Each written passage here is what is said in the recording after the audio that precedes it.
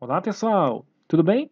Estamos aqui falando sobre o Estatuto da Criança e do Adolescente, né? A Lei 8.069 de 90. E a gente vai falar nessa aula, pessoal, as atribuições do Conselho Tutelar, tá? A gente está falando sobre o Conselho Tutelar, a gente vai falar nessa videoaula sobre suas atribuições. Se você for pegar na lei, pessoal, deixa eu botar aqui o slide.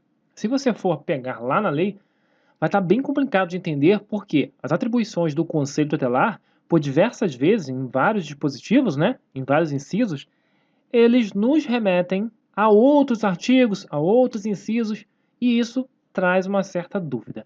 Eu resolvi trazer aqui, como a gente está vendo aqui, onde foi remetido, né, cada inciso, cada artigo, e a gente vai trabalhar dessa maneira nessa videoaula. Entretanto, eu quero chamar a atenção de vocês sobre alguns conceitos interessantes, alguns detalhes muito importantes. Ou seja, essa é a maneira mais fácil, por incrível que pareça.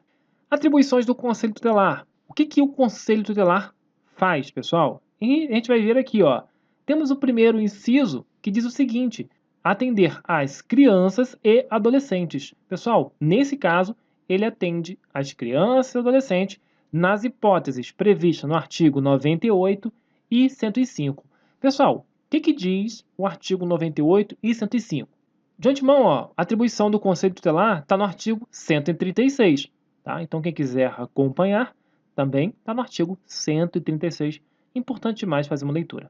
Então, ó, a atribuição do Conselho, ele vai atender a criança e o adolescente. Beleza, nas hipóteses previstas no artigo 98. O que diz o artigo 98? Pessoal, o artigo 98 são os casos aí das medidas de proteção, né, que vai explicar lá quando, né, o direito da criança for violado, né, no caso, por omissão do Estado, por omissão da sociedade, tá? Então, isso tudo está lá no artigo 98. Então, são os casos aí das medidas protetivas, tá? Então, o artigo 98, ele comenta sobre medidas protetivas, medidas de proteção. E, resumindo, né, quando o direito da criança e do adolescente for violado. E o artigo 105, Alexandre? O 105 comenta, né, os atos infracionais cometidos por crianças, tá? Mas os atos infracionais cometidos por crianças também são aplicados medidas protetivas. Exatamente, pessoal. Também são aplicados medidas protetivas. E esse artigo comenta sobre esses atos, né? Beleza? Crianças. Atos infracionais cometidos por crianças. Artigo 98 fala sobre as medidas protetivas, em quais circunstâncias, né? Quando o direito da criança, do adolescente, for violado, por omissão e tudo mais, né? Beleza. Show. Aplicando-se as medidas previstas no artigo 101. São as medidas protetivas. São as medidas protetivas. E a gente vai ver aqui, pessoal, que não são todas. É do intervalo, né, do primeiro inciso ao sétimo. Ou seja, há uma exceção. E a gente vai trabalhar em cima das exceções. Então, resumidamente, o Conselho Tutelar irá atender a criança e adolescente nos casos do direito da criança e do adolescente foi violado, né? Ou, no caso, criança praticou um ato infracional e foi aplicado as medidas protetivas. Então, ó, a autoridade competente poderá determinar, entre outras, as seguintes medidas, que são as medidas protetivas ou medidas de proteção. Beleza. Encaminhamento aos pais ou responsável, mediante termo de responsabilidade. Tá? Então, o Conselho Tutelar irá atender a criança e adolescente nessas circunstâncias, quando houve um encaminhamento aos pais, né, mediante termo de responsabilidade. Né? Beleza. Orientação, apoio e acompanhamento temporários. Orientação. Matrícula e frequência obrigatórias em estabelecimento oficial de ensino fundamental. Pessoal, matrícula e frequência, tá? Inclusão em serviços e programas oficiais ou comunitários de proteção, apoio e promoção da família, da criança e do adolescente. Óbvio, né, pessoal? Os serviços de programas oficiais ou comunitários, o Conselho Tutelar irá atender a criança e adolescente nessas hipóteses. Requisição de tratamento médico, psicológico e psiquiátrico em regime hospitalar ou ambulatorial. Se houver necessidade de um tratamento psicológico, médico, psiquiátrico, o Conselho Tutelar pode atender a criança e adolescente nesses casos também. E inclusão em programa oficial ou comunitário de auxílio e orientação a tratamentos a alcoólatras e toxicômanos. Ou seja, pessoal, caso da criança ou adolescente envolvido aí com álcool, né, com vício do álcool ou de drogas, né? Beleza. E por último, pessoal, acolhimento institucional, tá? Acolhimento institucional. O Conselho Tutelar irá atender a criança e adolescente, tá? Nesses casos, nessas medidas que foram aplicadas, medidas protetivas, que é o caso onde foi aplicado a criança que cometeu um ato infracional e o adolescente, Alexandre. A gente vai trabalhar isso em outro dispositivo. Espera aí. Então, aqui é só criança que cometeu um ato infracional, ou quando a criança e o adolescente tiveram seus direitos violados. Beleza? Beleza. As medidas protetivas, quais que não está incluído aqui, pessoal? São só essas. Existe duas, pessoal. Não, vou botar aqui não inclui, tá? Não inclui. E a gente vai ver que são medidas, né? São duas, que são coisas assim muito graves, muito importantes. Então, não é simples, né? Um conselho tutelar atender uma criança ou adolescente nesses casos. Então, ó, quais são os casos? Pessoal, a inclusão em programa de acolhimento familiar, e note aqui que no caso de acolhimento familiar, não inclui o conselho tutelar, né? Como atendente, como atender a criança ou adolescente. Entretanto, no acolhimento institucional, sim, o conselho tutelar está presente. Bacana, né? E a colocação em família substituta, que é o caso, pessoal, quando a família adota, né? Substituta. Que é o caso, pessoal, quando a família adota, né? É um caso bem mais sério, né? Não cabe ao conselho tutelar atender a criança e adolescente nesse caso, tá bom? Beleza. Entretanto, ó, o acolhimento institucional está incluído. Show de bola. Beleza, vamos para o próximo, ó. O segundo inciso nos diz o seguinte: atender e aconselhar. Pessoal, atender e aconselhar. Nesse caso, tanto atender quanto aconselhar. E o caso dos pais e o responsável, tá? Aplicando as medidas. E note que o conselho tutelar pode aplicar as medidas. O conselho tutelar irá atender e aconselhar os pais ou responsável e irá aplicar as medidas previstas no artigo 129, do inciso 1º ao 7º. Alexandre, o que diz o artigo 129? Pessoal, o artigo 129 são as medidas aplicáveis aos pais, tá? Então, vamos botar aqui, ó, são medidas, pais é o responsável, né? Medidas aplicáveis aos pais. Tá aqui embaixo, né, pessoal? Estou escrevendo aqui, mas tá aqui embaixo. Aos pais é o responsável. Tô ficando maluco. São medidas aplicáveis aos pais ou responsável, como a gente está vendo aqui embaixo. Beleza. Só que não inclui tudo, né? Note aqui que há um intervalo. Eu já vou falar sobre isso. Vamos ver primeiro quais são as medidas. Ó, primeiro, encaminhamento a serviços e programas oficiais ou comunitários de proteção, apoio e promoção da família, né? Programas de proteção, apoio e promoção da família. Beleza, show de bola. Inclusão em programa oficial ou comunitário de auxílio, orientação e tratamento a alcoólatras ou toxicômanos. Nesse caso, pessoal, quando os pais, o problema está nos pais, os pais têm problema com álcool ou drogas, né? Então, tem programas oficiais ou comunitários de auxílio a esses pais com essas dependências. Ó, encaminhamento a tratamento psicológico ou psiquiátrico, note que não inclui tratamento médico, né? No caso da criança, inclui tratamento médico e tudo mais. Nesse caso aqui, só psicológico e psiquiátrico. Encaminhamento a cursos ou programas de orientação aos pais, né? Obrigação de matricular o filho ou pupilo e acompanhar sua frequência e aproveitamento escolar. Então, tem a obrigação de matricular o filho ou pupilo e acompanhar a frequência. E obrigação de encaminhar a criança ou adolescente a tratamento especializado, caso haja necessidade, claro, o pai ou responsável tem essa obrigação. E, por último, a advertência, que são também aplicáveis aos pais ou responsável. Beleza, pessoal? Essas são as medidas aplicáveis aos pais. Existem mais 3 medidas, que não incluem aqui nesse caso. E a gente vai perceber, tá? Bota aqui exceto.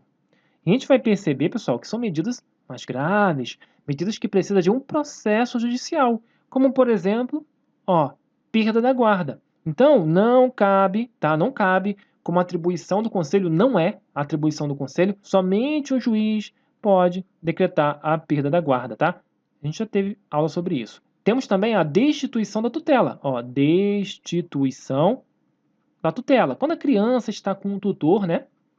E o juiz determina que não pode mais destituir a tutela. E por último, a destituição do pátrio poder familiar. tá? Então, destituição ou suspensão, né, pessoal? Destituição ou suspensão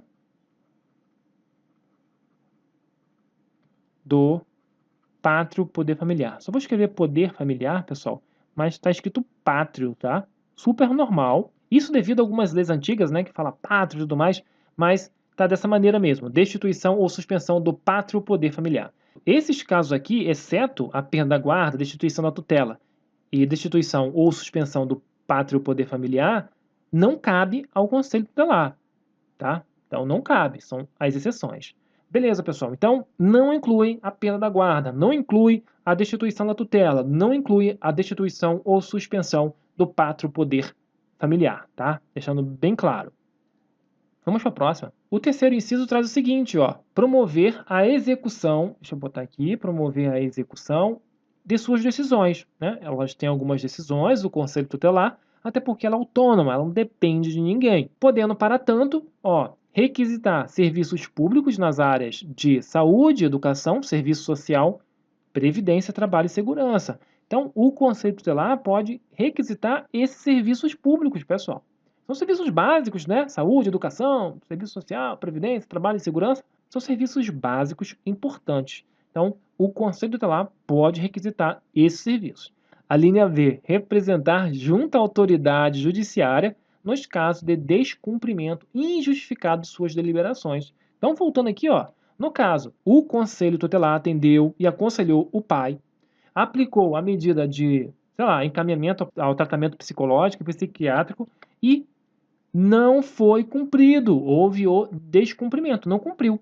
E injustificado, né, pessoal? O Conselho Tutelar pode representar junto à autoridade judiciária, pode lá avisar a autoridade judiciária que não foi cumprido as suas deliberações, tá bom? Inciso 4º. Encaminhar ao Ministério Público notícia de fato que constitua infração administrativa ou penal contra os direitos da criança ou adolescente. Pessoal, isso é quando acontece o seguinte, quando alguém comete algo contra os direitos da criança ou adolescente, né?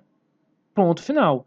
O que acontece? Infração administrativa é interno, né? É interno. Dentro de uma prefeitura, por exemplo, penal é no contexto geral, tá?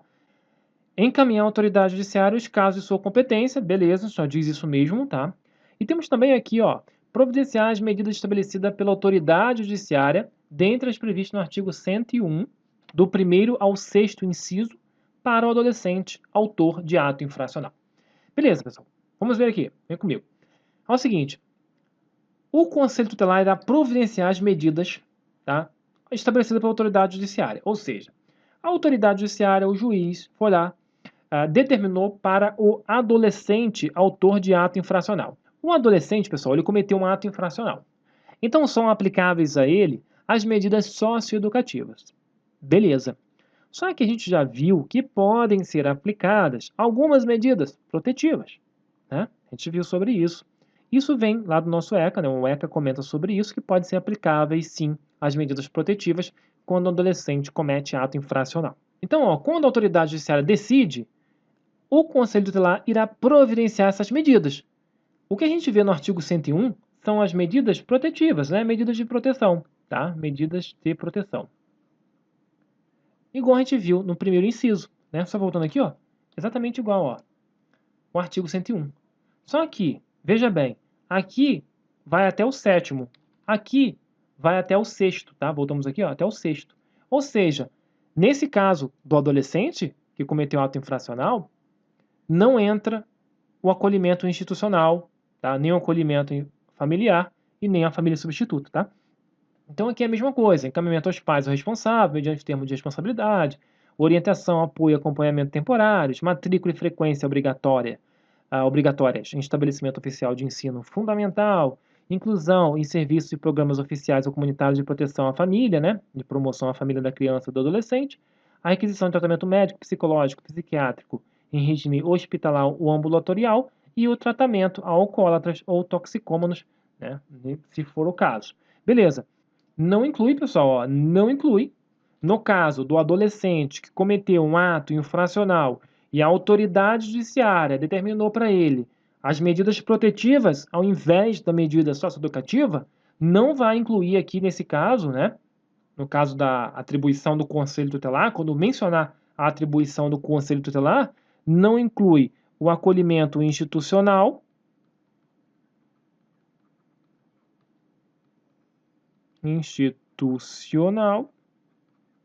não inclui o acolhimento familiar e não inclui também a família substituta, né? O caso aí que é encaminhado a família, né? A colocação em família substituta.